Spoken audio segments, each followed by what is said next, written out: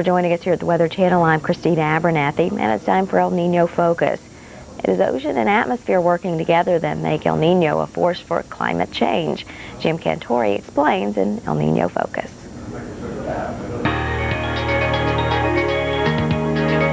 In normal non-El Nino years, the surface of the Pacific Ocean along the coast of South America is cool, about 8 degrees cooler than the surface in the western Pacific.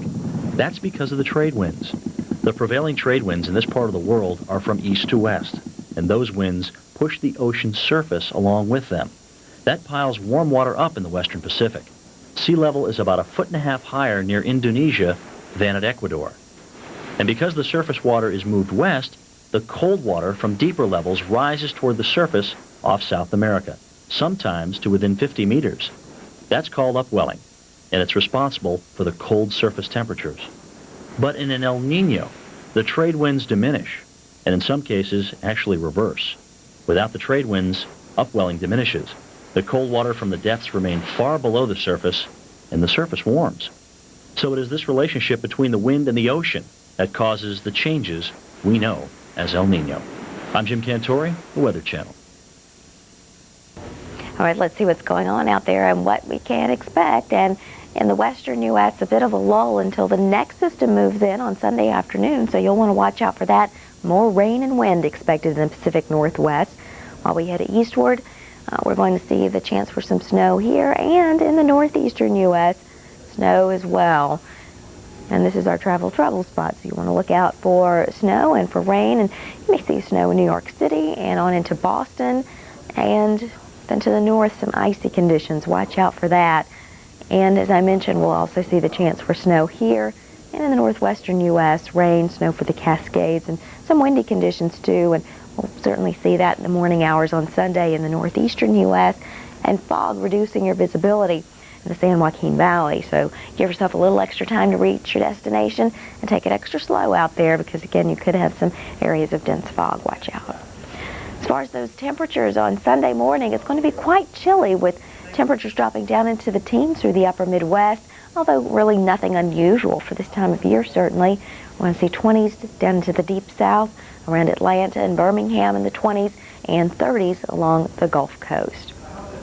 So that forecast for Sunday morning, still dealing with that wintry precipitation with our low in the northeast, snow, and even some icy conditions here, although we think that will be winding down as we head through the day. Snow here and in the west, a lull until that next system lurking just offshore comes in by the midday, so that you will see the rain increasing here in Portland and in Seattle, and also the wind increasing as well. Snow here through the Great Lakes region in the upper Midwest, and we'll see that on into the evening hours as well. But again, in the northeastern U.S., you'll see that snow ending, except with a front here. We'll have snow with that, but the area of low pressure is going to be moving away, so that the coastal areas will see an end to the active weather. Heaviest amounts of snow in a swath right in here, where you could pick up 3 or more inches of snow through noon on Sunday. Scattered a couple of inch amounts here through the upper Midwest, and snow through the Cascades. Here are those high temperatures on Sunday. It's going to be cool to the north, milder to the south, and we'll see that same trend continuing on into Monday, with perhaps some warmer temperatures building on into the Plain States for Tuesday, but that will not last long at all. So we're going to see a return to temperatures in the 40s for your highs by Wednesday. And in the northeastern U.S., really not so bad. We'll see 40s for highs, New York City and Boston, and as we head back through the Carolinas as well, and maybe even towards Atlanta, high temperatures in the 40s, 30s for Minneapolis, St. Paul, and Des Moines. And here we go on into your Thursday's highs. We'll see those cooler temperatures to the north, but again, mild to the south. Precipitation in the northwestern U.S., and here with a slow-moving system, rain and wind in the southeastern U.S. We'll see a bit of a lull in the west. Still the chance for some showers, however, until the next system moves in by Thursday. Stay tuned for your extended travel forecast.